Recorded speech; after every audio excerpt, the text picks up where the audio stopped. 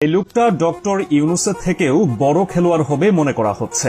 দেশ যদি কোনোদিন আমূল বদলে যায়, ইউনূসের সাথে আশিক চৌধুরীর নামটা উচ্চারণ করতে ভুলবে না তরুণ প্রজন্ম। বিডা এবং বেজার নির্বাহী চেয়ারম্যান আশিক যে কতটা শক্ত খেলোয়াড় তা টের পাওয়া যাবে মাস 6 পরেই। এই ছেলে ওয়েস্টার্নের আরাম আয়েশে জীবন ছেড়ে দেশে এসেছে টাকা কামানোর জন্য না, দেশ বদলে দেওয়ার জন্য। তাদের একটা সুযোগ এবং সাপোর্ট দিতে তাই সকলকে আহ্বান জানিয়েছেন এদেশের দেশপ্রেমিকরা। ইতোমধ্যে সে স্টার্লিং নিয়ে এসেছে, নাসার সাথে চুক্তিতে চলে গিয়েছে। বিনিয়োগ হিসেবে বাহিরের একটা ব্যাংকের সাথে চুক্তি হয়েছে, এই বছর $100 কোটি বাংলাদেশে বিনিয়োগ করবে। 5টা বিশালাকার মালবাহী জাহাজ কিনে নিয়েছে। রিভার ম্যানেজমেন্টের প্ল্যান তৈরি করে বিশাল বিনিয়োগ আনার চেষ্টা চালিয়ে যাচ্ছে। 4টা আন্তর্জাতিক মানের হাসপাতাল তৈরির প্রক্রিয়া চালাচ্ছে। ঢাকা চট্টগ্রাম রুটে ইলেকট্রনিক ট্রেন অথবা বুলেট ট্রেন চালুর জন্য বিদেশি বিনিয়োগ নিয়ে আসার চেষ্টা চলছে। ইতোমধ্যেই 10টা বৃহত্তর ইকোনমিক জোন তৈরির কার্যক্রম চলছে। মাত্র কয়েকদিনে এগুলা করেছে সে।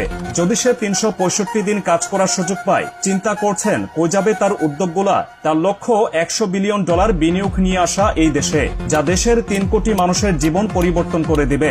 কম হলেও 1 লাখ নতুন কর্মসংস্থান তৈরি হবে।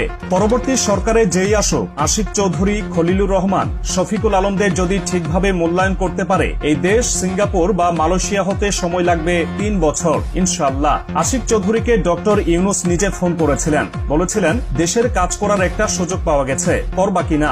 আশিক সাহেব সিঙ্গাপুরের দামি চাকরি ছেড়ে দিয়ে চলে এসেছেন 59 সেকেন্ডের একটা ফোন কলে। এমনকি স্ত্রীর সাথে কথা বলার প্রয়োজন মনে করেননি। এমন কত আশিক যে আছে দুনিয়ার নানান প্রান্তে, কত অভিমান নিয়ে শুধু একটা ফোন কলের জন্য ওয়েট করছে। টাকা লাগবে না, উন্নত জীবন লাগবে না, জাস্ট একটু কাজ করার সুযোগ। সেই সুযোগটাই কেউ দেয় না এদের। 2022-এ আমেরিকার খুব ভালো ইউনিভার্সিটি থেকে একটা লোক পিএইচডি করে দেশে এসেছিল। একটা ভার্সিটির টিচার হওয়ার জন্য 20টা ভার্সিটিতে ইন্টারভিউ দিয়েছে, হয় নাই। কারণ বাংলাদেশের এইসব পথ বিক্রি হয় টাকার কাছে।